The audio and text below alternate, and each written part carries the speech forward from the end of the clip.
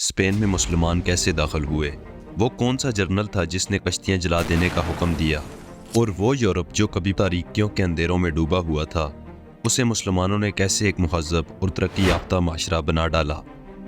دوستو، اسپین جو آج اپنے دلکش مناظر اور ثقافت کی وجہ سے دنیا بھر میں جانا جاتا ہے، وہاں کی عمارتیں دیکھ کر آج بھی اندازہ لگایا جا سکتا ہے مسلمانوں نے کس شان و شوکت کے ساتھ اسپین پر حکومت کی۔ تبھی علامہ اقبال نے کہا تھا، اسپانیہ تو خون مسلماں کا امی ہے، مانند حرم پاک ہے تو میری نظر میں۔ مشہور مسلم جنرل طارق بن زیاد 711 ہجری کو 7000 مجاہدین جنگجوؤں کو لے کر اسپین کو فتح کرنے کے لیے نکلے۔ 28 اپریل 711 ہجری کو افریقہ سے ہوتے ہوئے یہ فوج اسٹریٹ آف گبرالٹر یا جبل طارق تک پہنچ گئی۔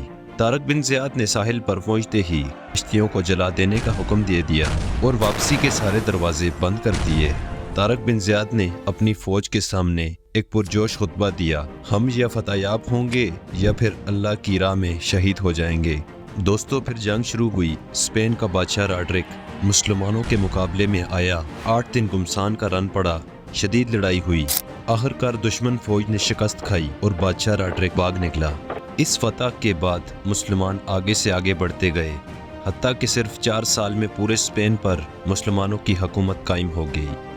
ناظرین، اسپین کی فتح اور یہاں اسلامی حکومت کا قیام ایک ایسا تاریخی واقعہ ہے جس نے یورپ کو سیاسی، معاشی اور ثقافتی زوال سے نکال کر ایک نیا ولولہ، سوچ اور فکر عطا کی۔